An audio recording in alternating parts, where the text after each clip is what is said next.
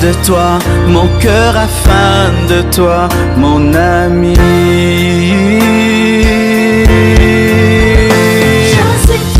Je suis triste, je meurs, mon ami. C'est pas pour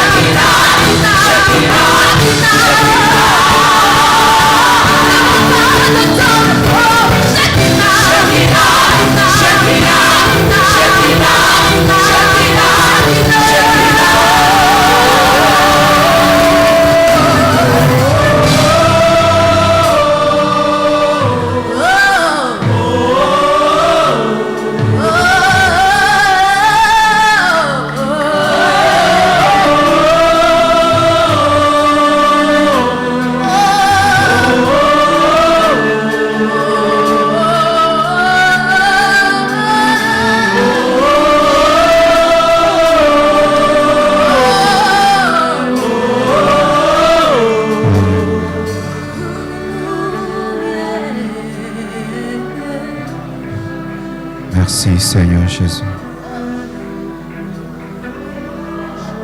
pour ta grâce et ta faveur. Merci pour ton amour infini. Merci pour ta bonté, Seigneur Jésus. Merci, Père,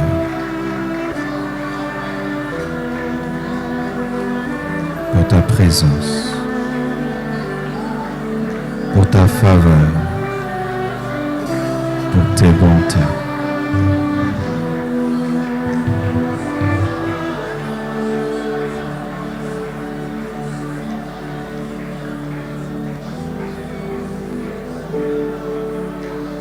Je prierai pour toi, tu prieras pour moi.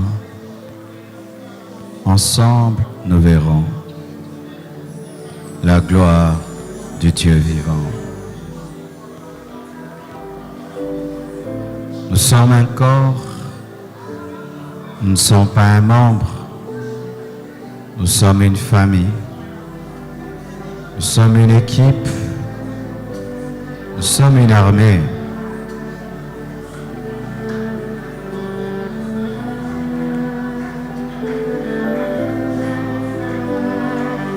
Ainsi, tu vas prier pour les requêtes de l'autre, pas pour tes requêtes. Prie pour les requêtes des autres. Prions pour les requêtes des autres.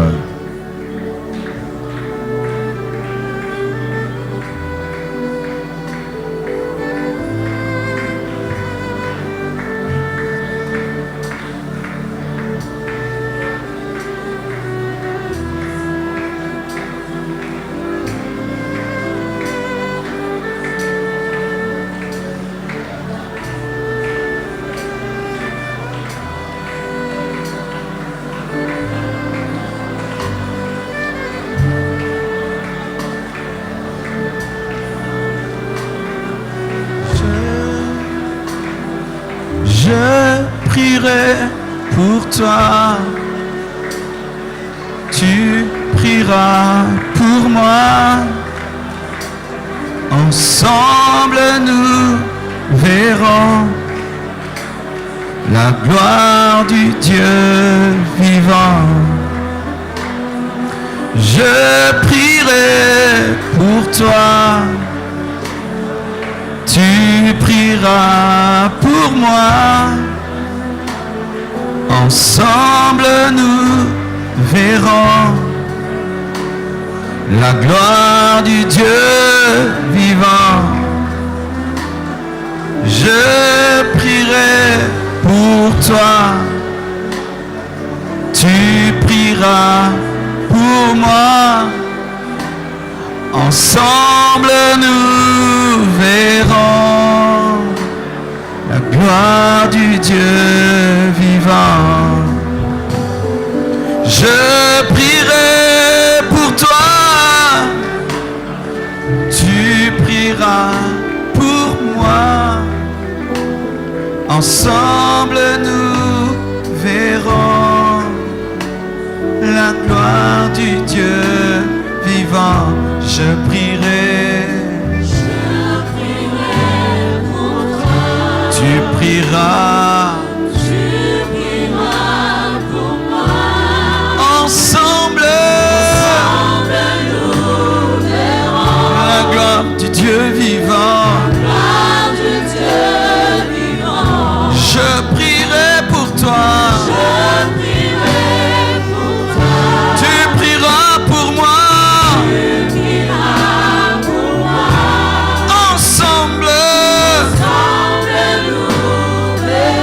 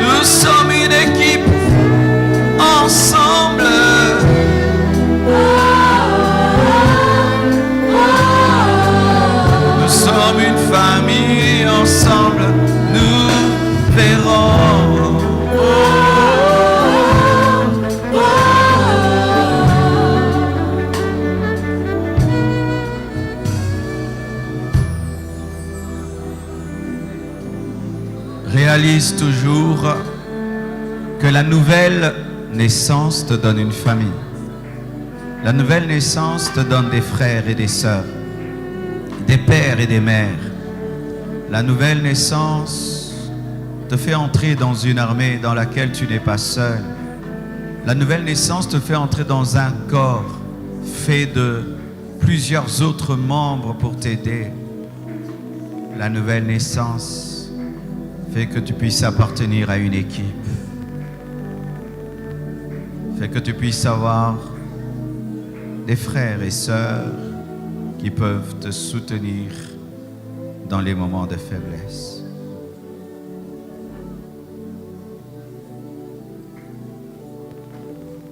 Prie, prie, prie, prie pour moi. Prie, prie, prie, prie.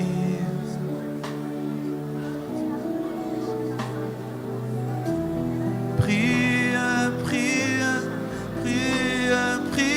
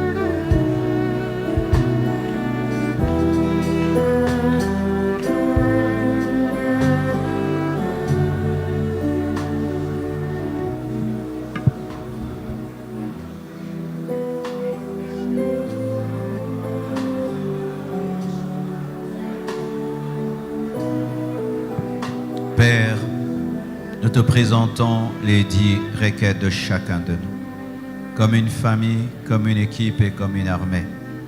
Nous nous tenons devant de toi et nous implorons ta grâce, des miracles et des prodiges, en réponse, Seigneur Dieu de gloire, à tous les désirs exprimés au travers de ces requêtes. Donne le spirituel, le matériel, le financier. Donne la guérison, donne la délivrance, donne la direction, l'inspiration et la conduite par ta grâce seule. Père, nous voulons témoigner en 2020.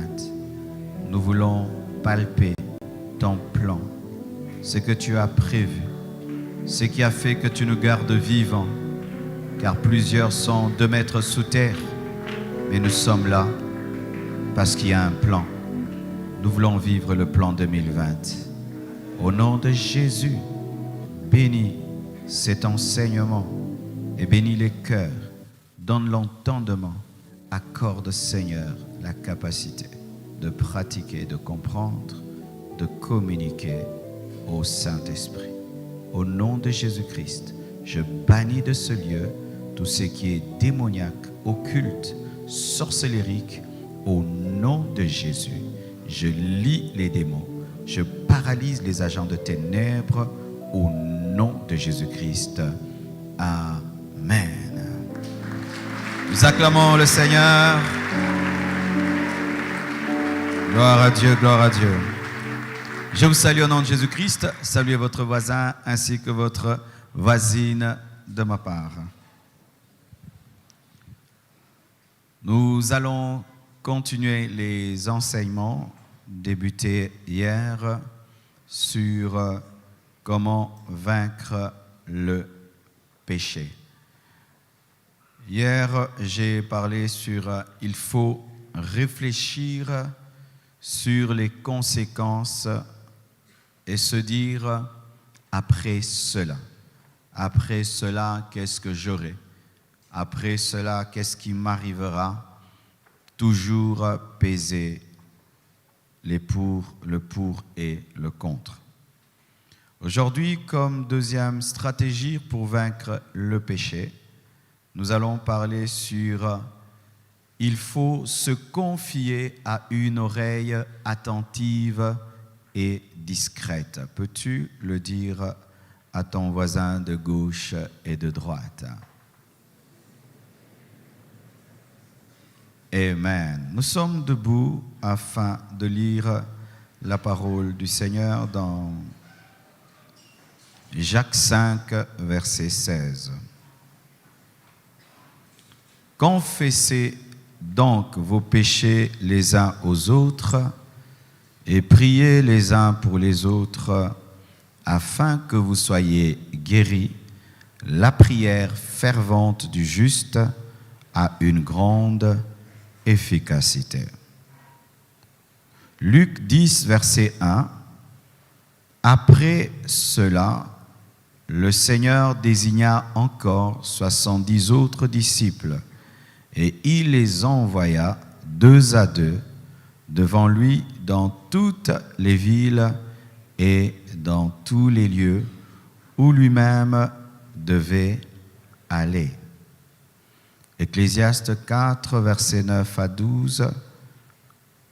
2 valent mieux qu'un parce qu'ils retirent un bon salaire de leur travail, car s'ils tombent, l'un relève son compagnon, mais malheur à celui qui est seul et qui tombe sans avoir un second pour le relever. De même, si 2 couchent ensemble, ils auront chaud. Mais celui qui est seul, comment aura-t-il chaud? Et si quelqu'un est plus fort qu'un seul, les 2 peuvent lui résister et la corde à 3 fils ne se rompt pas facilement. Pour terminer, Romains 7, 14 à 25. Nous savons en effet que la loi est spirituelle, mais moi je suis charnel, vendu au péché, car je ne sais pas ce que je fais. Je ne fais point ce que je veux, et je fais ce que je hais. Or, si je fais ce que je ne veux pas, je reconnais par là que la loi est bonne. Et maintenant, ce n'est plus moi qui le fais, mais c'est le péché qui habite en moi. Ce qui est bon, je le sais, n'habite pas en moi, c'est-à-dire dans ma chair. J'ai la volonté, mais non le pouvoir de faire le bien. Car je ne fais pas le bien que je veux, et je fais le mal que je ne veux pas. Et si je fais ce que je ne veux pas, ce n'est plus moi qui le fais, c'est le péché qui habite en moi. Je trouve donc en moi cette loi. Quand je veux faire le bien, le mal est attaché à moi. Car je prends plaisir à la loi de Dieu, selon l'homme intérieur. Mais je vois dans mes membres une autre loi qui lutte contre la loi de mon entendement et qui me rend captif de la loi du péché qui est dans mes membres. Misérable que je suis, qui me délivrera du corps de cette mort? Grâce soit rendue à Dieu par Jésus-Christ notre Seigneur. Ainsi donc moi-même, je suis par l'entendement esclave de la loi de Dieu et je suis par la chair esclave de la loi du péché. Que Dieu bénisse sa parole. Alléluia. Est-ce qu'on peut stabiliser l'écran? Ça bouge, ça s'allume, ça s'éteint, ça me distrait. Il faut se confier à une oreille attentive et discrète lorsque tu es tenté. Pas seulement tenté, lorsque tu as un péché que tu n'arrives pas à abandonner. Quand tu es tenté, vois quelqu'un. Si c'est une tentation forte, il y a des tentations qui arrivent, toi-même tu peux t'en débarrasser. Mais il y a des tentations dans lesquelles tu sens que c'est au-delà de ta force. Il faut en parler à quelqu'un. Et même un péché que tu as essayé d'abandonner seul dans tes prières, tes jeûnes, les décisions, mais malgré tout ce que tu as fait, tu es toujours dans ce péché.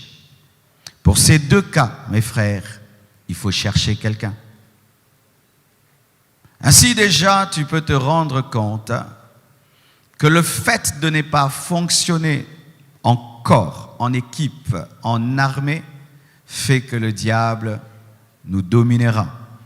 Parce que face à certains combats, Dieu ne te voit pas seul. Il te voit dans une famille, il te voit dans une équipe, il te voit dans une armée. Mais malheureusement, aujourd'hui, peu de chrétiens ont la notion du corps du Christ.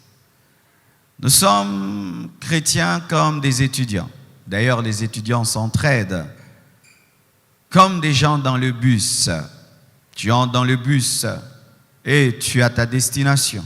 Tu n'as pas besoin de connaître le nom de ton voisin, ni son aide. Tu payes ton taxi, tu entres et tu descends. Point barre. Et beaucoup de gens dans la vie chrétienne se comportent ainsi. Ils sont seuls face à leurs tentations, seuls face à leur lutte, seuls face à leurs péchés. Même s'ils ont un pasteur, ils peuvent parler au pasteur de tout, mais sauf de leurs tentations. Ils peuvent parler au pasteur de tout, sauf de leurs péchés. Alors que le péché est le plus grand problème ici-bas. Vous entrez dans mon bureau facilement, me parler de vos maladies. Vous entrez dans mon bureau facilement, me parler de vos projets. Mais rares sont les personnes qui entrent dans mon bureau, que ce soit mes collaborateurs, collaboratrices, rares qui viennent me parler de leurs péchés, alors que je sais que vous avez des luttes, alors que je sais que vous aussi vous êtes tentés, alors que je sais que vous n'êtes pas des parfaits. Ainsi, vous luttez seul. Vous vous battez seul et vous tombez seul. Vous chutez seul et vous êtes esclaves en secret des péchés qui dominent sur vous. Et vous risquez de rater l'enlèvement. Vous risquez d'aller en enfer parce que vous n'avez pas eu le courage de parler de votre problème à quelqu'un. Pas seulement au pasteur, à un bon frère, à une bonne sœur, à un bon chrétien, à un bon disciple de Jésus-Christ. Lui parler de tes problèmes. Les conversations des chrétiens aujourd'hui sont trop superficielles, très superficielles. Les chrétiens parlent de tout sauf des vrais problèmes. Et même quand ils disent qu'ils sont des amis, ce sont des faux amis, car jamais ils ne mettent sur la table le péché. Si dans ton amitié avec ton frère, ta sœur, jamais vous n'avez parlé des luttes et des combats face au mal, votre relation est très superficielle. Lorsqu'une relation devient profonde, on présente pas seulement ses qualités, mais également ses défauts, ses luttes et ses combats. Jacques 5, verset 16, conforte cela. Confessez donc vos péchés les uns aux autres. Non, mais qu'est-ce que j'irai faire vers un frère alors que j'ai un péché? L'homme ne pardonne pas le péché, c'est Dieu qui pardonne le péché. Mais comment Jacques peut me pousser à aller voir mon frère pour lui confesser mon péché? Il s'agit des péchés résistants. Les péchés résistants, les péchés dominateurs, les péchés qui te rendent esclave ont besoin que tu puisses les confesser à quelqu'un.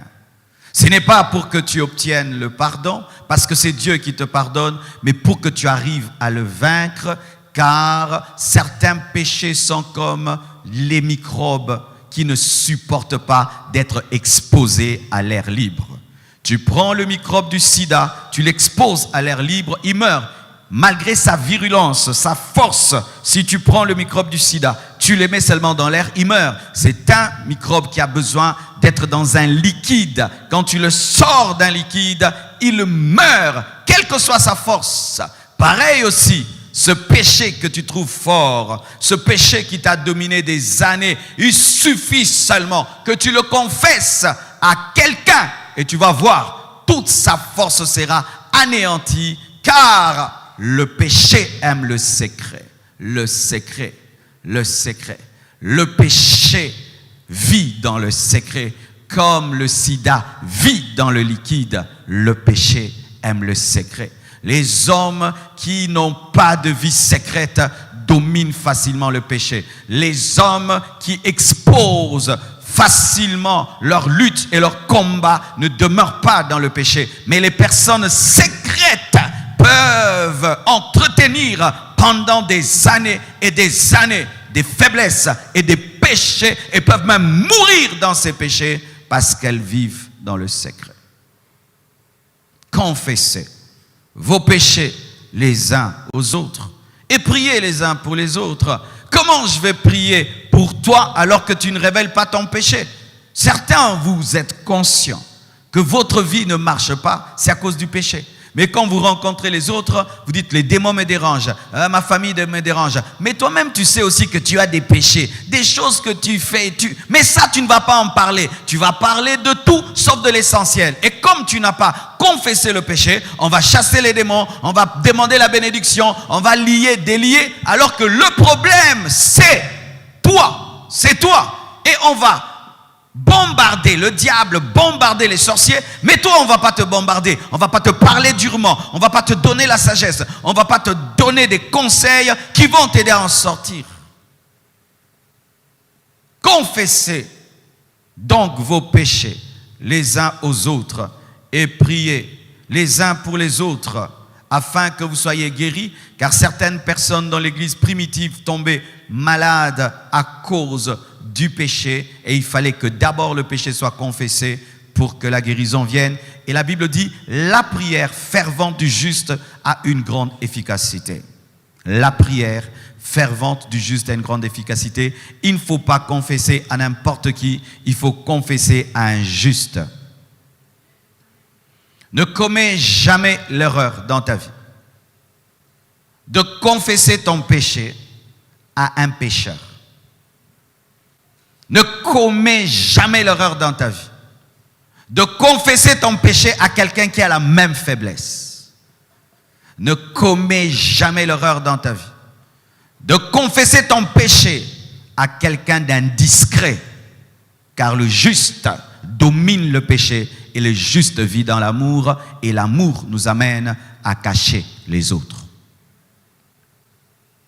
Lorsque tu partage ta faiblesse avec quelqu'un, rassure-toi que cette personne n'est pas dans la même faiblesse.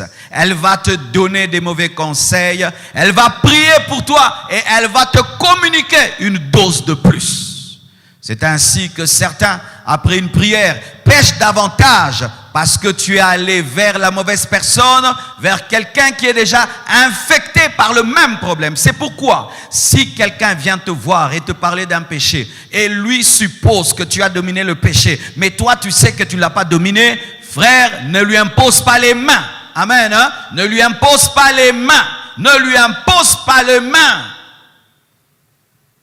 N'imposez jamais les mains à quelqu'un qui a la même maladie que vous. N'imposez jamais les mains à quelqu'un alors qu'il, lui au moins, a le courage de dire en public ce que toi tu fais en secret.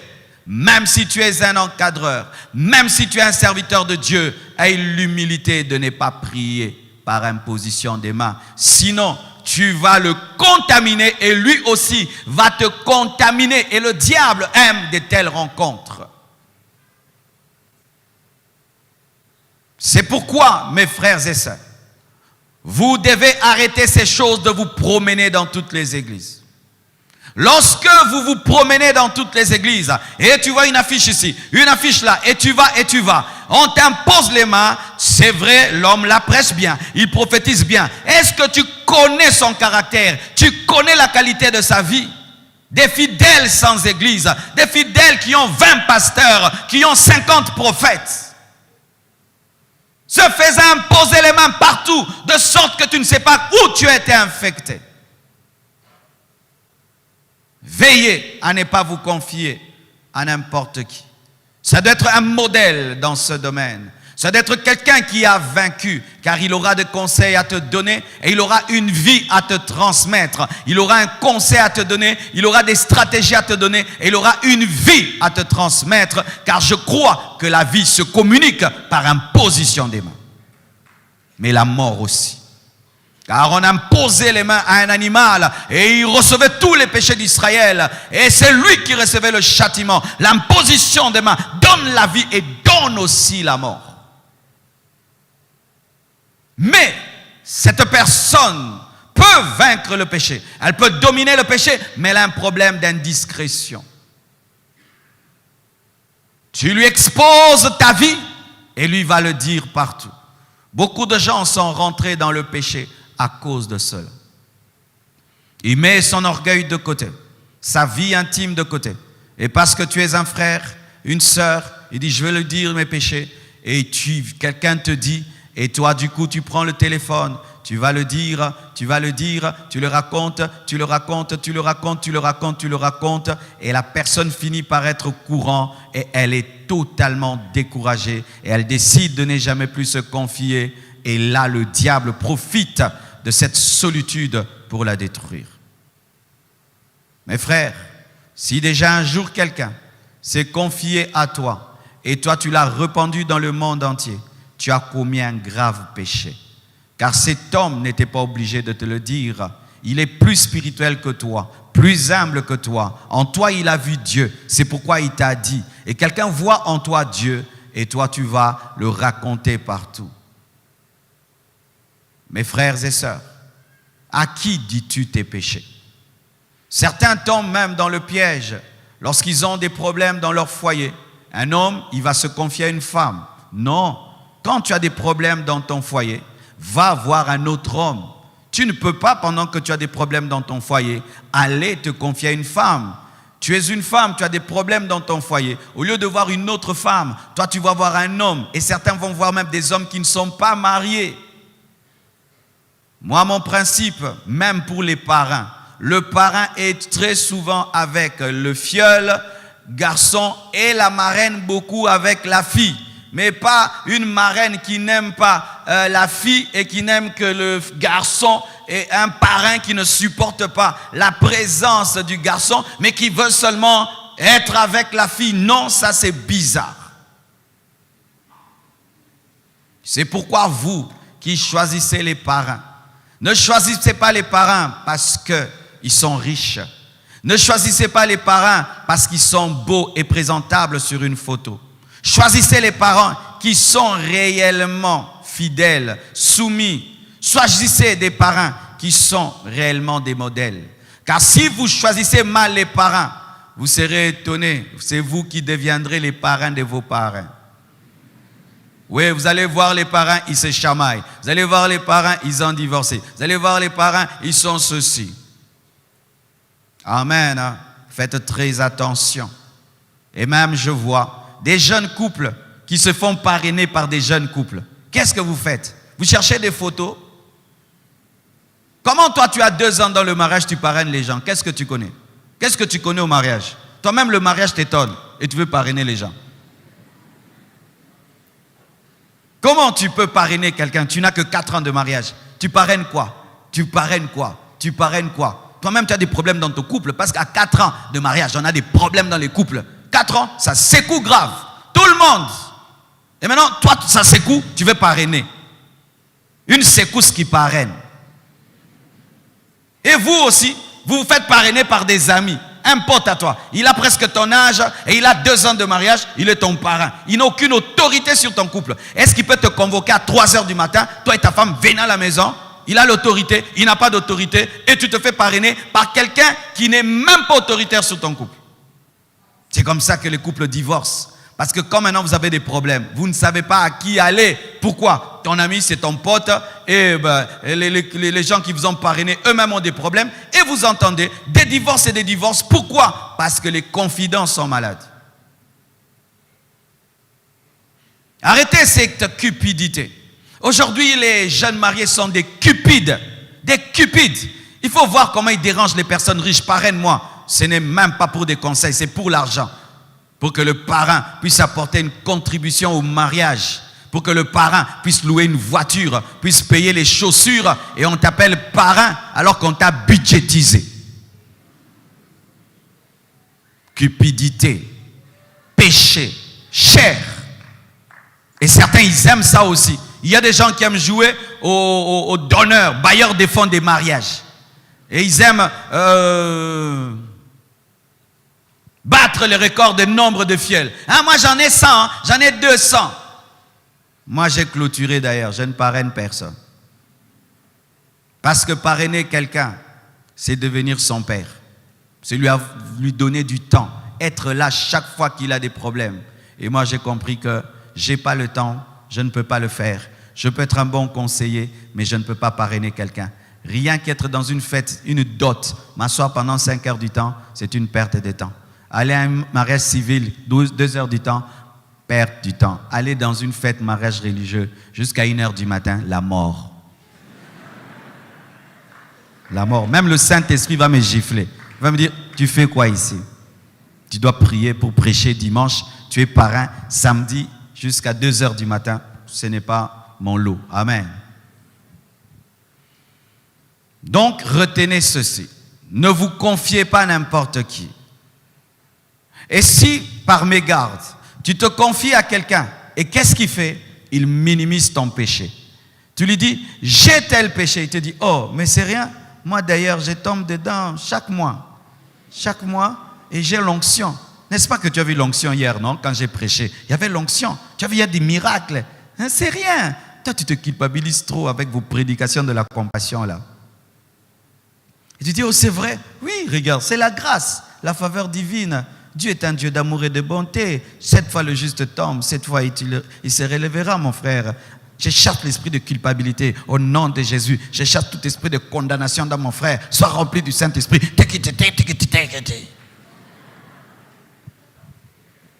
Et quand tu sors de là, et tu regardes, oui, il commet des bêtises, il fait des miracles. Il commet des bêtises, il prophétise. Il commet des bêtises, il fait des grandes choses. Il commet des bêtises. Et puis tu te dis, oh, au fait, oh, c'est le pasteur qui est trop dur, hein? Trop coincé, trop coincé.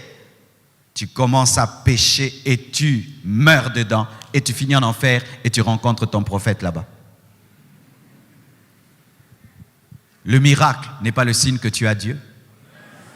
Prophétiser n'est pas le signe que tu as Dieu. Samson faisait des miracles, il venait de coucher avec une femme. Faites très attention. Oh, cet homme de Dieu a une grande église. Cet homme de Dieu fait des miracles. On connaît tel péché, il commet ceci, il commet cela, il commet cela. Oui, il commet cela. C'est un ballon dégonflé, mais qui est quand même en train de planer. Faites très attention. Lorsque vous tombez sur quelqu'un qui a la ruse de minimiser le péché, qui a la ruse de te montrer que ce n'est pas grave. Tu es avec ta fiancée, vous êtes décidé, vous n'allez pas vous embrasser.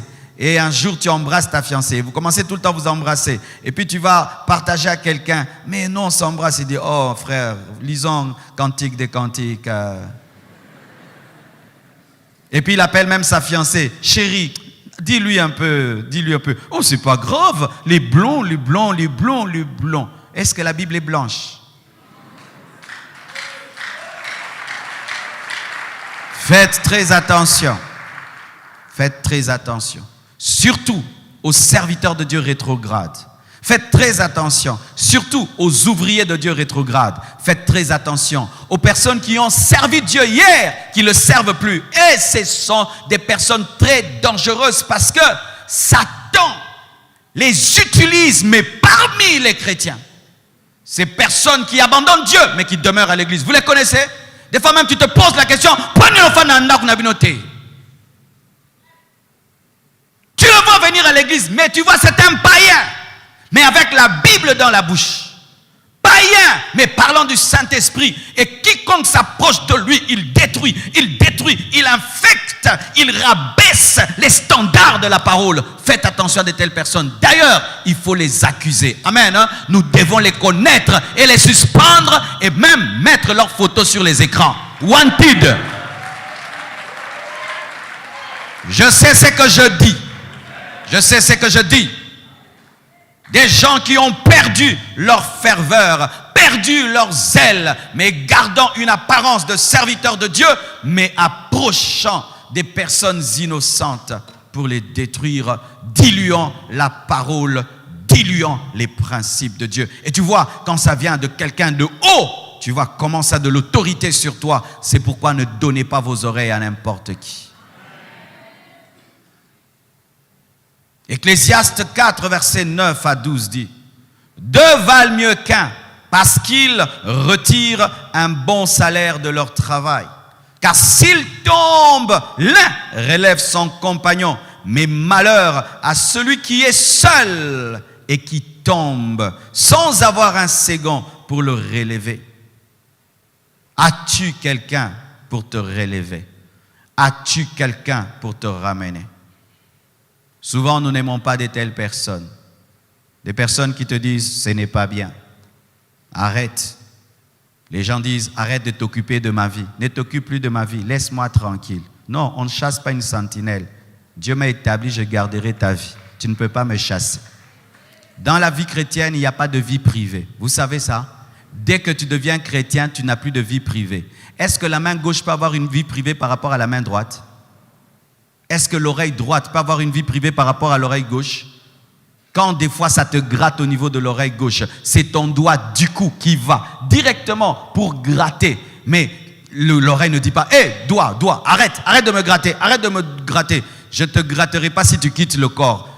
Mais si tu es sur le corps, je te gratte. Arrête de gratter, je te gratte. Arrête de gratter, je te gratte. Je te gratterai. Mukusalito iboka ona musapi.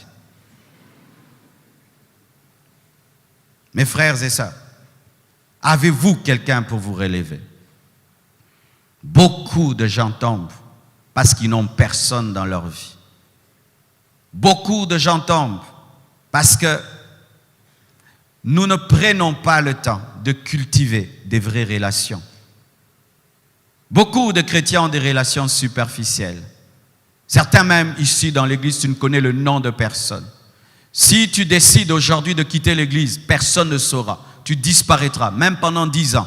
Personne ne te cherchera parce que tu ne prends jamais le temps de développer des relations profondes. Tu es tout le temps en train de te chamailler, de te discuter avec les gens, de blesser les gens, d'être blessé. C'est tout ce que vous faites. Vous ne prenez pas le temps de développer des vraies relations. Alors que ça aussi, c'est la vie chrétienne.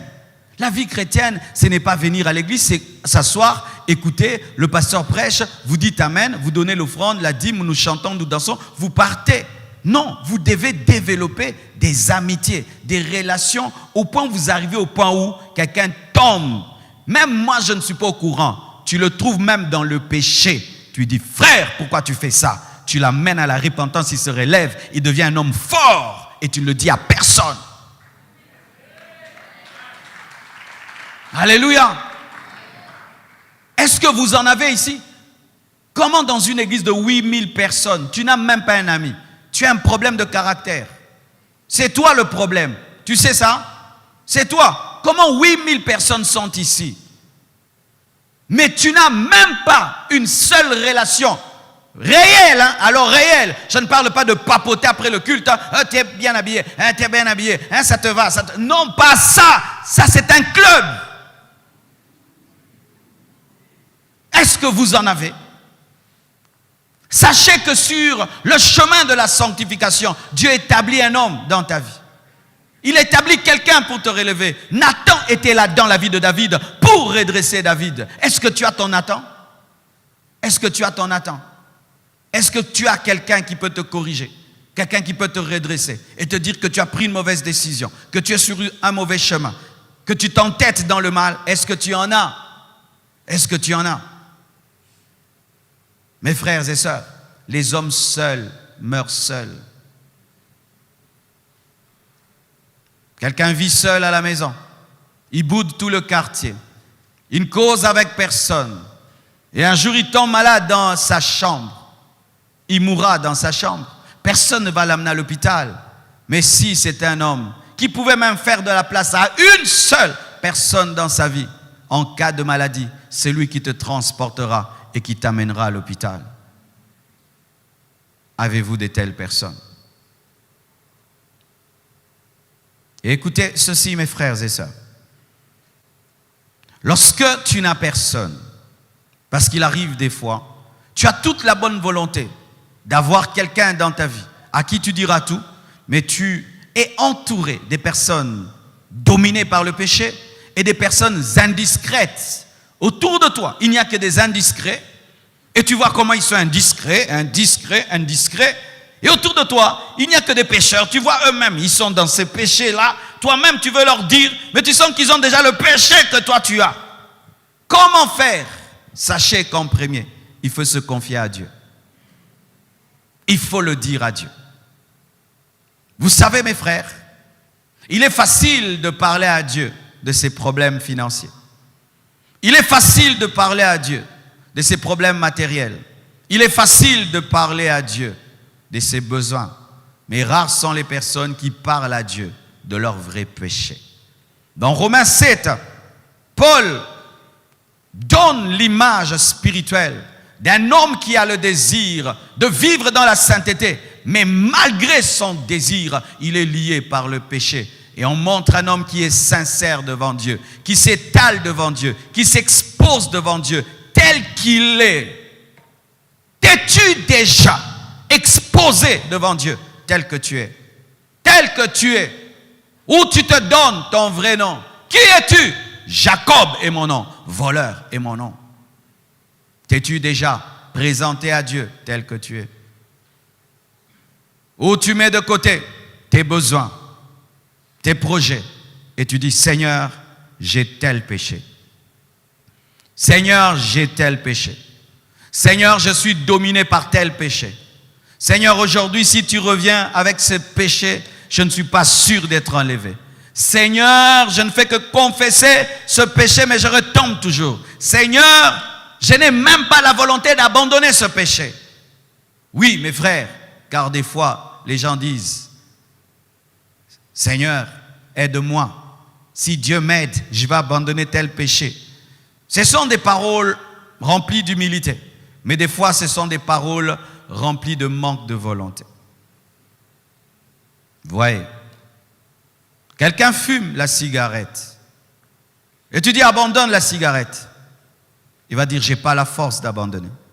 Abandonne la cigarette. Je n'ai pas la force. Mais si tu lui dis, tu vois la cigarette que tu as là dans ta bouche, il y a du poison dedans. Après avoir fini de fumer, tu meurs maintenant. Du coup, il va abandonner. La même personne qui dit, je n'ai pas la force, je ne peux pas y arriver. Tu lui dis, tu vois la cigarette là, il y a du poison. Donc quand tu finis, tu meurs. Elle va déposer. En soi, c'est un manque de volonté. Tout ce que nous disons là, je n'arrive pas, c'est un manque de volonté. De volonté. Même l'impudique.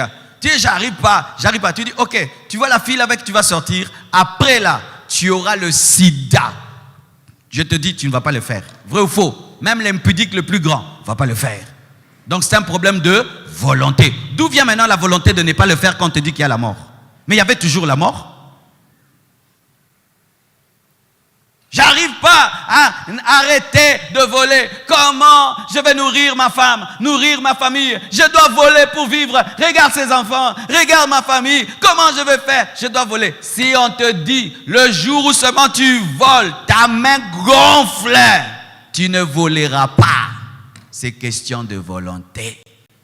Tout ce que nous donnons comme argument est faux et archi faux. Il y a la force en nous que nous refusons d'utiliser. Nous sommes semblables à quelqu'un qui dit « Ah, je ne me sens pas bien, je ne me sens pas bien. » Mettez ses mains un lion ici, il va sauter là-bas. C'est maramba okufa papa. Mais lui, c'est maramba okufa. Tu as la volonté. Je dis tu as la volonté. Tu as la force, car Dieu ne peut permettre que tu sois tenté au-delà de tes forces. Tu as la force, mais c'est toi qui n'as pas la volonté d'utiliser la force. Tu n'as pas la volonté d'utiliser la force parce que tu te plais à ce péché, mais tu présentes l'argument, j'ai pas la force, tu as la force, mais tu n'as pas la volonté, car Dieu ne peut permettre que tu sois tenté au-delà de tes forces. N'est-ce pas qu'il y avait des gens? On leur disait, ne bois pas le coca, c'est mal. Ne bois pas le coca, c'est mal. Et il boit, j'arrive pas à abandonner, je suis lié au coca. Ok, un jour il tombe malade, il va à l'hôpital, le médecin lui dit, oh tu as un cancer, et si tu continues à boire le coca, dans 10 jours tu meurs. Du coup il abandonne le coca. C'était quoi? Il avait la force, mais il n'avait pas la volonté. C'est pourquoi les hommes qui pêchent finissent en enfer, parce qu'ils ont voulu le péché. Tu vois le péché que tu commets, tu as la force. Tu as la force, je te dis, tu as la force de l'arrêter. Tu as la force. Arrête de dire Dieu ne m'a pas aidé. Dieu t'a déjà aidé, mais toi tu ne peux pas utiliser la force parce que tu aimes ta situation. Comme certains infirmes qui aiment leur situation d'infirmité afin de continuer à bénéficier de l'aide des autres.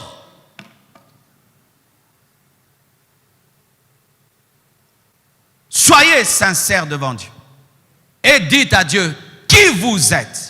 Dites à Dieu qui vous êtes. Regardez David. David commet un péché. Il commet un péché et après il rentre là, calme, il a tué quelqu'un. Et Nathan entre chez lui à la maison et commence à lui dire, il y avait un homme dans le royaume, il avait faim, il avait plutôt un visiteur. Et lorsque le visiteur est venu, au lieu de prendre parmi ses brebis, il a pris la brebis de l'autre. Qu'est-ce qu'on va lui faire? David oublie que lui vient de tuer. Il oublie qu'il vient de commettre l'adultère. Il dit, tel homme, il faut le faire ça, il faut le faire ça. Et puis on lui dit, c'est toi. Hey! C'est ça. Quel est ton nom? Si on devait te donner le nom d'un péché, c'est quoi ton nom? Orgueil, rancune, vengeance, jalousie, haine, impudicité? Ou ton nom c'est humilité, c'est prière, c'est foi, c'est persévérance, c'est douceur? Quel est ton nom spirituel? Quel est ton nom spirituel? As-tu déjà admis ce nom devant Dieu? De dire je suis ceci, je suis ceci. Car l'un des premiers pas pour la guérison d'un malade, il doit reconnaître sa maladie. Il doit dire que je suis malade. J'ai telle maladie, ainsi commence à traiter cette maladie. Mais si tout le temps que tu passes en Christ, c'est d'esquiver, de ne jamais reconnaître ton identité spirituelle. De ne jamais reconnaître ton identité spirituelle. C'est pourquoi les gens n'aiment pas les prédications qui les ramènent face à eux-mêmes. Ils aiment des prédications qui les amusent, mais jamais il se tient devant lui-même et reconnaît, je suis ceci. Misérable que je suis, misérable que je suis, qui me délivrera? C'est alors que la délivrance est venue.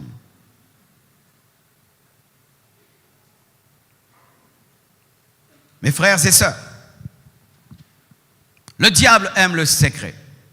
Il aime les gens qui cachent et qui savent très bien cacher leurs péchés. Et vous savez, c'est ça aussi qui tuera les sorciers. Dans le monde des ténèbres, l'une des choses qu'on enseigne aux sorciers, c'est se cacher. Un sorcier peut être au milieu de vous. Il chante avec vous. Il danse avec vous. Il dit Jésus avec vous. Mais il est sorcier. Sorcier, j'aimerais te dire ceci. Tu t'es bien caché. Félicitations. Sauf devant Dieu. Tu t'es bien caché. Tu parles comme nous.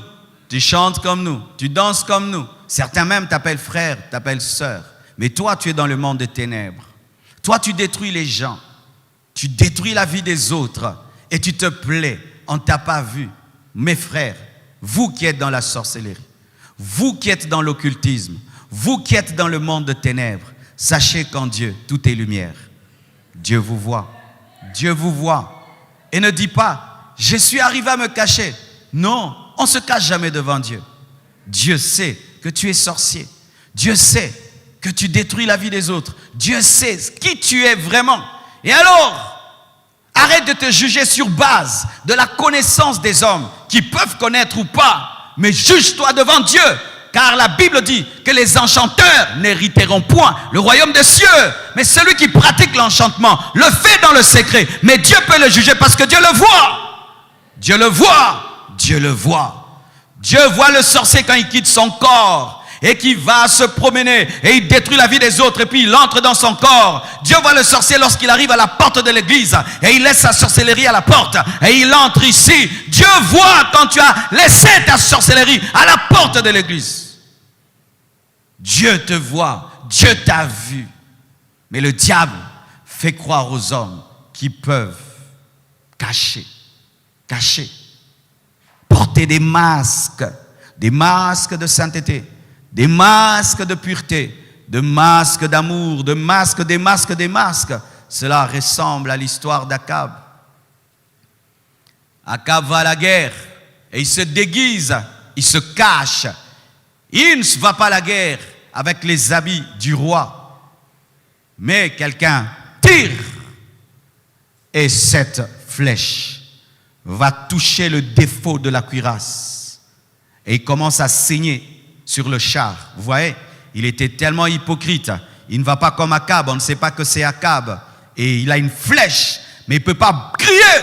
Parce que s'il crie, on va entendre sa voix et savoir que c'est Akab. Et toute la guerre sera sur lui. Il doit endurer. Et là, il y a une hémorragie. Il est en train de perdre du sang sur le char de son hypocrisie. Il est en train de perdre du sang sur le char de son hypocrisie. Et là, le diable l'atteint dans son hypocrisie. Car les hypocrites ont du mal à révéler leur vrai visage. Ils préfèrent mourir qu'on connaisse qui il est vraiment. C'est comme vous allez dans un deuil et vous découvrez que la personne était dans la magie. Toute sa vie, vous n'aurez jamais cru. Le jour qu'il meurt, vous voyez des gens qui sortent là, des gens qui paraissent. Nous sommes venus prendre nos choses et on touche son corps, on enlève des pierres, on touche son corps, on enlève des cornes, on touche son corps. Et vous dites, mais qui êtes-vous? Oh, nous, on est ses amis, on travaille avec lui. Quand vous travaillez avec lui? Mais depuis toujours. Il meurt sur le char de son hypocrisie. Il perd les sangs, il est en train de mourir. Et il ne peut pas crier au secours parce qu'on va savoir que c'est le roi. Quand le diable t'habitue au secret, tu dois avoir une forte volonté pour briser la glace. Car des fois, tu peux te bâtir une merveilleuse réputation de perfection, de bon ceci, bon cela, alors que tu es un mauvais. Et accepter de renoncer à cette fausse image de toi pour te présenter tel que tu es. Beaucoup de gens préfèrent mourir dans l'hypocrisie que révéler leur vrai état. Ça sert à quoi? Ça sert à quoi? Ça sert à quoi? Ça sert à quoi que d'être loué par tout le monde? Ça sert à quoi que d'être exalté par tout le monde? Alors qu'au-dedans de toi, tu sais que tu es malade. Au-dedans de toi, tu sais que tu es rongé par un vice. Ça sert à quoi? Regardez Naaman, un grand général, mais lépreux. Et vous savez, beaucoup de gens ne connaissaient pas la lèpre de Naaman. Parce que si un général est lépreux, eh ben, ça peut créer des problèmes de rébellion et tout le reste, les gens auront peur. Ainsi, il cachait bien sa lèpre sous ses vêtements. Il cachait bien, mais dans sa maison, on savait, la servante pouvait savoir et son cercle pouvait savoir. Mais les gens ne savaient pas, il cachait bien sa lèpre. Et toi, tu caches quelle lèpre? Tu caches quelle lèpre? Sous le général Naaman, il y a quelle lèpre? Il y a quelle lèpre? Il y a quelle lèpre? 1 Corinthiens 4, verset 5, la Bible dit, C'est pourquoi ne jugez de rien avant le temps, jusqu'à ce que vienne le Seigneur, qui mettra en lumière ce qui est caché dans les ténèbres. Qui mettra en lumière ce qui est caché dans les ténèbres. J'ai été dans un deuil, mes frères, il y a longtemps, très longtemps. L'homme a épousé une femme, et c'est le jour de la mort de cette femme qu'il a découvert qu'il ne connaissait rien de sa femme. Il découvre d'abord qu'elle était plus âgée que lui. La femme l'avait menti même sur son âge, mais nous tous on voyait qu'elle était plus âgée, sauf lui. Souvent le menti, c'est celui qui ne voit rien. Il découvre qu'elle était plus âgée. Il découvre encore quoi? Que le garçon qu'il hébergeait pendant des années, comme étant le cousin ou le neveu de sa femme, c'était son propre enfant. Elle est allée dans ce mariage avec son enfant, un grand garçon. Et il découvre que cette femme avait construit une maison qu'il ne connaissait pas. Mais ça finit par être connu. Qui es-tu, mon frère? Qui es-tu, ma sœur? Qui es-tu? Il m'est arrivé, mes frères, dans des moments de prière intense. L'Esprit de Dieu te dit, lève-toi, va à tel endroit, tu vas attraper tel dans le péché. Et je me lève, j'arrive, je le trouve avec une prostituée. Il tremble, il veut tomber. Qui es-tu? Car la Bible dit que Dieu mettra en lumière ce qui est caché dans les ténèbres et qui manifestera les desseins des cœurs. Les desseins des cœurs. Tu vois les desseins que tu as dans ton cœur. Les gens pensent que toi tu sers Dieu alors que toi tu sers l'argent. Toi tu montres aux gens que toi tu sers Dieu alors que tu te sers toi-même. Les gens pensent que tu sers Dieu alors que tu es en compétition, en rivalité. On pense que tu sers Dieu alors que c'est autre chose qui est derrière. Et la Bible dit que Dieu révélera les desseins cachés des cœurs. C'est pourquoi, mes frères, soyez sincères devant Dieu. Quand tu as un mauvais cœur, dis, Seigneur, change ce mauvais cœur. J'ai un mauvais cœur, je suis mauvais, change-moi. Car certains même devant Dieu sont hypocrites. Là, c'est terrible. Tu veux même devant Dieu garder ton masque. Frères, sœurs, voyez le corps comme je l'ai dit précédemment. Si je marche et je me cogne là, et que le doigt de mon pied est blessé, directement, il y a ma main qui vient au secours de mon pied. Et je ressens cette douleur, pas seulement au niveau de mon doigt, même mon cœur, qui n'est pas touché, ressent la douleur. Et même mon visage change, ma bouche exprime la douleur par un cri. Et mes yeux, qui ne se sont pas blessés, commencent à pleurer. Mais qui est touché? Le doigt, mais des larmes coulent des yeux. La bouche crie.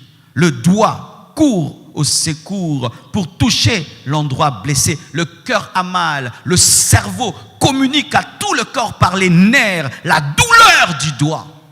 Parce que Dieu n'a pas prévu qu'un membre se blesse et soit seul. Et Dieu n'a pas prévu que tu combattes le péché seul. Il a mis des doigts, il a mis des yeux, il a mis des bouches, il a mis des cœurs, il a mis des reins. J'ai besoin de 4 frères. Approchez-vous. Et je veux vous montrer cette dangereuse stratégie de l'ennemi aujourd'hui au temps de la fin. Mon frère, vous deux ici, vous deux ici.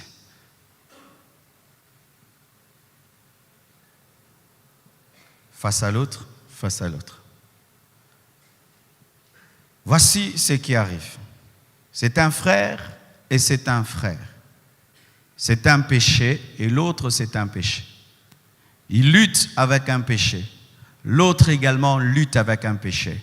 Mais les deux ne s'entendent pas. C'est ça la stratégie du diable. On ne s'entend pas. S'il y a des gens qui ne s'entendent pas, ce sont les chrétiens. Si tu veux trouver l'endroit où on se divise, c'est à l'église. S'il y a un endroit où on est blessé pour une petite chose, c'est à l'église. S'il y a un endroit où on a la haine facilement, c'est à l'église. Si c'est à l'église. Alors lui, il a boaki ça l'autre. L'autre, il a boaki ça aussi. Ils se sont boaki ça. Mais ce n'est pas parce que tu m'as boaki ça que le péché ne te combat pas. Alors, chacun fait sa vie comme toi tu fais ta vie. Tu viens à l'église, tu écoutes le pasteur Marcelo, tu donnes ton offrande et tu rentres. Je me tire, je me taille. Tu connais quelqu'un à la compassion? Je connais personne. Moi, c'est seulement, je traite avec le pasteur. Tous les gens, ouais, je sais pas.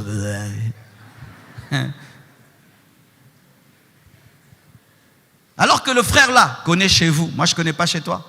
Le frère là, après le culte, peut causer avec toi. Moi, j'entre dans le bureau. Pour que tu entres, secrétariat, beaucoup de choses. Mais un frère qui est disponible, qui t'aime, qui craint Dieu, qui a la sanctification, tu le boudes. Et il se boude comme ça. Et lui, il est combattu par un péché, l'autre. Et lui, il arrive à vaincre le péché. Il a la victoire sur son péché. Et lui aussi, il a la victoire sur le péché. Mais sachez que derrière le péché, il y a des esprits mauvais. Il y a des puissances de ténèbres. Alors, les puissants des ténèbres sont très intelligents. Ils disent, maintenant, nous allons tester. Nous allons changer. Comme lui, il a vaincu ce péché-là, alors nous allons changer. Il dit, toi, va combattre ici. Et toi, viens combattre ici.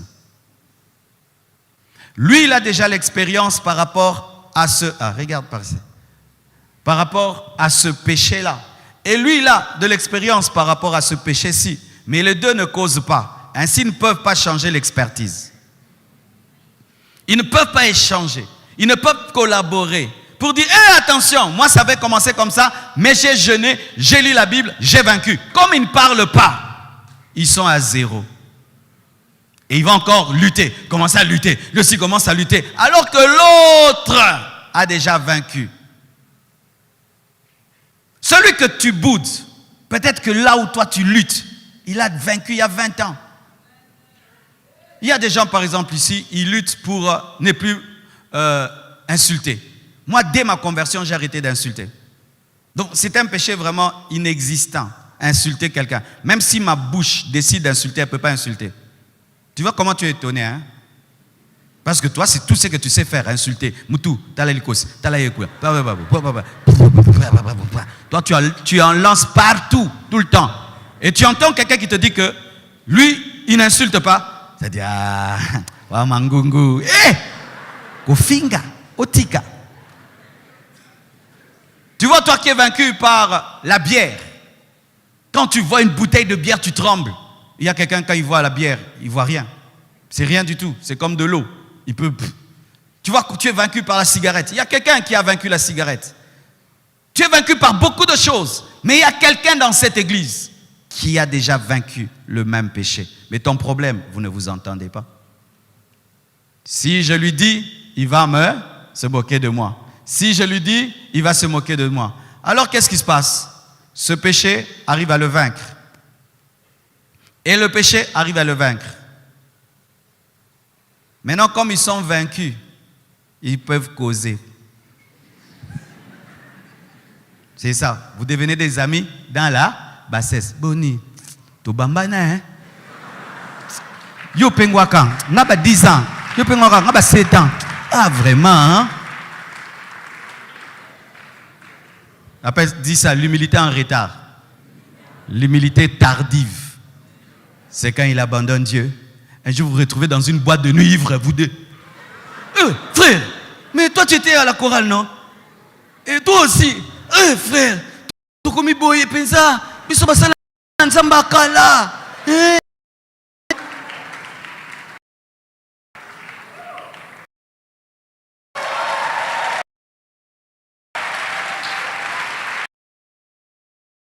Et là, il s'est retrouvé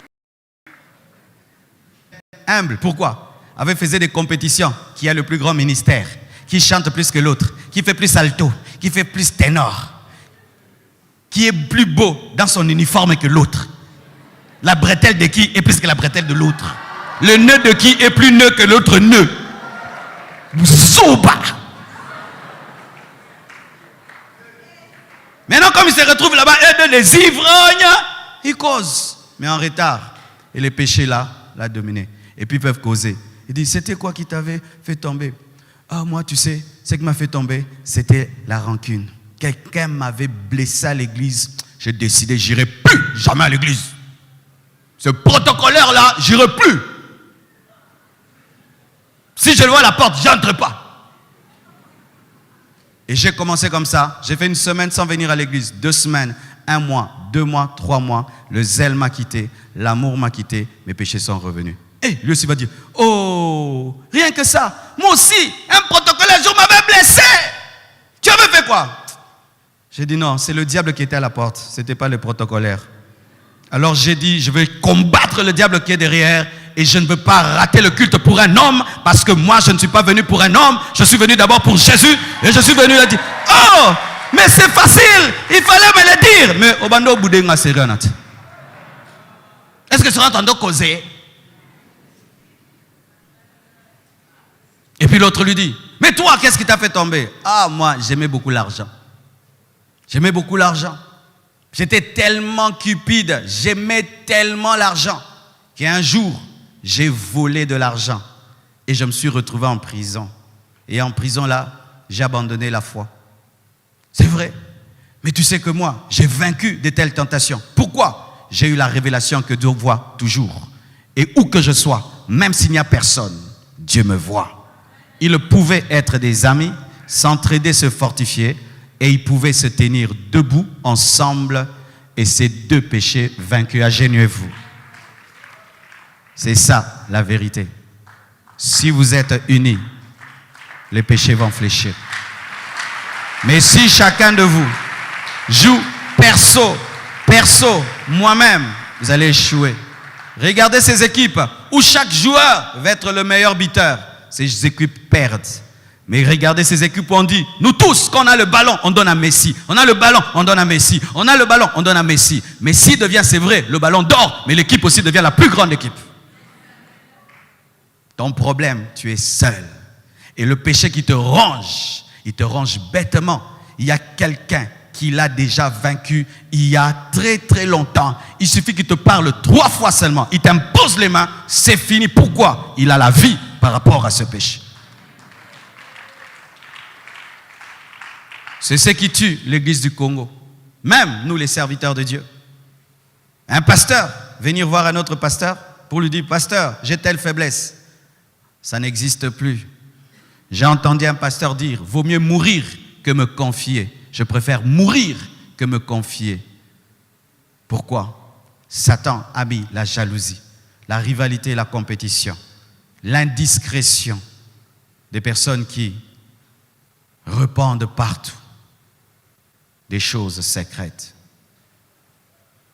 Un jour dans ma vie, vous pouvez rentrer, merci, j'ai eu cette leçon-là. J'étais un jeune garçon à l'église. Et il y avait un grand prédicateur. Il prêchait la parole de Dieu avec une puissance comme pas possible. Un jour, il m'invite. Il me dit, Marcelo, j'aimerais te parler. Alors, j'ai cru qu'il avait une prophétie à me donner parce que c'était un homme vraiment rempli de prophéties. J'ai dit, ah, j'aurai une prophétie. Mais j'arrive là, il me dit, Marcelo, il faut que tu pries pour moi. J'ai essayé de prier moi-même. Je me suis oint moi-même. J'ai tout fait. J'arrive pas à abandonner le péché. Qu'est-ce qui lui est arrivé? C'était un homme qui a vécu dans la sainteté toute sa vie. Et un jour, le diable, voyez les gens qui minimisent le péché, lui dit, mais toi, comment tu peux prêcher contre le péché? Tu ne l'as jamais goûté. Il faut goûter. Comme ça, quand tu prêches, tu sais qu'est-ce que tu dis. Donc, koufa poté aliwa bien. Et lui, c'était quelqu'un qui prêchait contre la masturbation. Mais pour lui, masturbation, c'était un mot. Il ne savait pas ce que c'était. Alors le diable dit, mais essaye. Il a essayé. Et depuis qu'il a essayé, il est devenu esclave. De sorte qu'il ne pouvait passer une journée sans le faire. Et puis Dieu lui dit, va voir Marcelo. Imagine un grand homme de Dieu qui te dit ça. Tu tombes des nues, quoi. Et Dieu me dit, prie pour lui. Et j'ai prié pour lui avec crainte et tremblement. Parce que je me trouvais même mes mains indignes de toucher sa tête. Il m'a dit, prie pour moi. Et je lui ai imposé les mains. J'ai prié pour lui. Il n'est pas tombé. Il n'a même pas bougé. Je ne sais même pas s'il a senti l'onction. Moi, j'étais un petit. Et puis, il est parti. Un jour, parce que j'entonnais la louange à l'église, et il est passé devant. Il m'a fait ça. Il m'a dit, Dieu m'a libéré. Et puis je suis allé le voir, il a dit, quand tu as prié pour moi, j'ai vu une toile d'araignée se déchirer et Dieu m'a délivré. Un homme de Dieu. Vous imaginez, c'est quelque chose que je connais, ça fait des années, mais jamais je n'ai cité le nom de cet homme. C'est parmi les personnes que je respecte et je crains dans ma vie. Parce qu'un grand pasteur s'humiliait devant un frère, j'étais frère, même pas prédicateur, un frère. Parce que Dieu lui a dit, va chez ce jeune homme-là, il me craint, il va prier pour toi. Et il s'humilie, il n'a que faire de son titre, de son rang. Je dis, cet homme connaît Dieu. Et cet homme, tu peux même me mettre un fusil sur la tempe et me dire, dis le nom, je préfère mourir. Parce que divulguer le nom d'un homme pareil, c'est me maudire moi-même. Quand un homme s'humilie et te dit son vrai problème, ait peur, faites attention, vous qui le divulguez. Il peut même se faire que les esprits qui l'attaquaient commencent à t'attaquer toi. J'ai aimé un autre prédicateur. Je le recevais beaucoup à la compassion. C'était parmi ceux qui prêchaient terriblement. Il avait une connaissance des Écritures à un niveau comme pas possible. On commençait à l'écouter debout, on était debout. Un jour, je le reçois. Elle me dit, pasteur, qu'on aille causer au bureau. Je vais au bureau. Il me dit, pasteur, je ne peux pas prêcher chez toi sans te dire la vérité.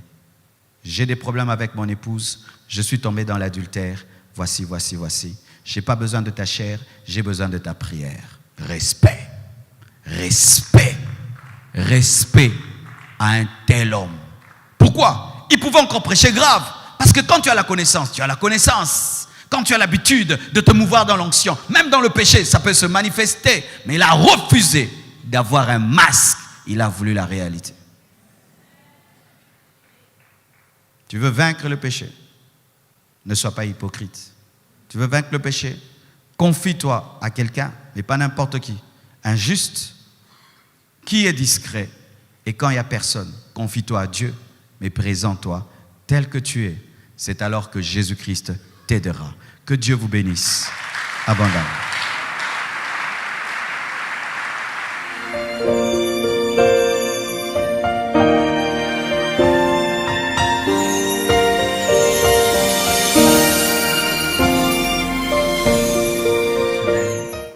Tu as du mal à te faire des vrais amis.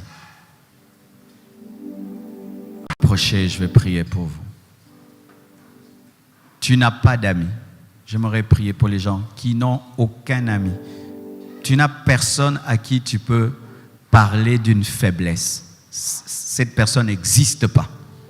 Quand tu as un combat, c'est tout seul. Quand tu as une lutte, c'est toute seule. Ne sois pas pressé de partir, nous sommes dans le temps. Ces derniers temps, je ne déborde plus.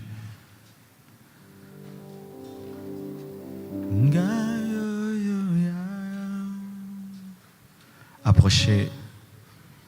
Tu n'as aucun ami.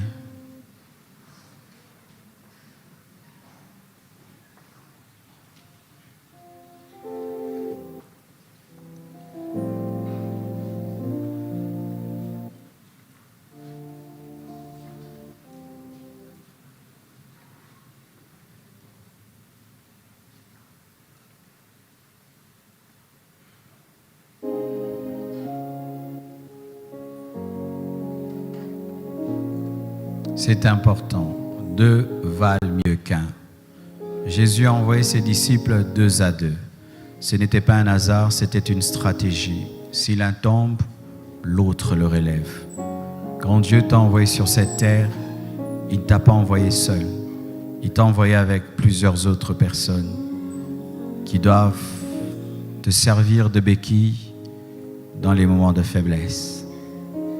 Prions au nom de Jésus. Demande un ami. Prions.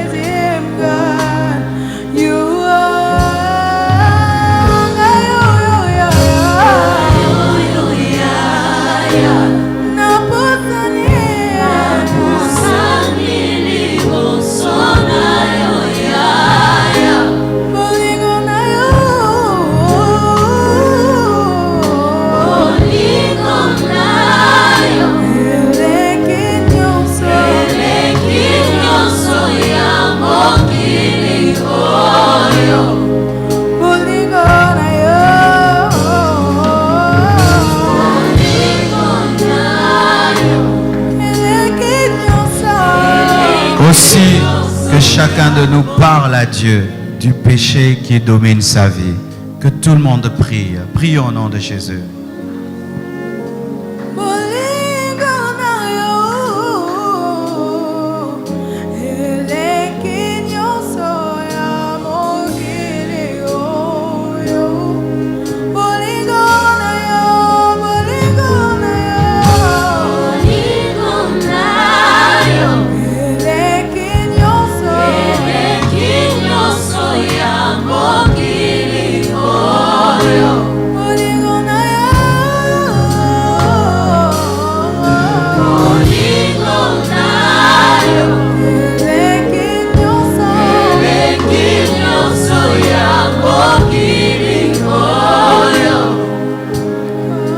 Seigneur Jésus,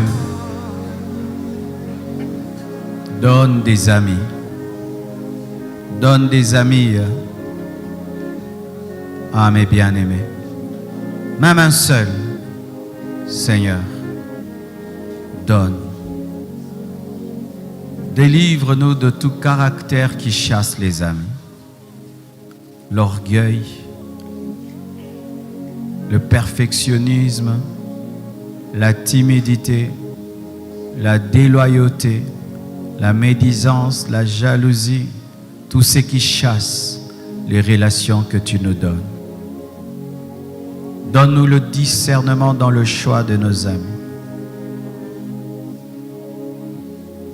Seigneur, délivre tout hypocrite en ce lieu. Révèle-toi à tout hypocrite en ce lieu. Révèle-toi à tout hypocrite en ce lieu. Arrache son masque. Brise son masque. Et qui se voie tel que tu le vois. Je demande ce soir des profondes décisions. Je demande ce soir des profondes repentances par le Saint-Esprit, par ta parole. Que tous ceux qui ont entendu ce message se retrouvent devant toi en ce moment. Que tous ceux qui ont entendu ce message se retrouvent au-devant de toi. Que tous ceux qui ont entendu ce message se retrouvent au-devant de toi. Saint-Esprit convainc, traite les cœurs en profondeur. Saint-Esprit, convainc, brise les cœurs les plus endurcis, extirpe les péchés les plus profonds.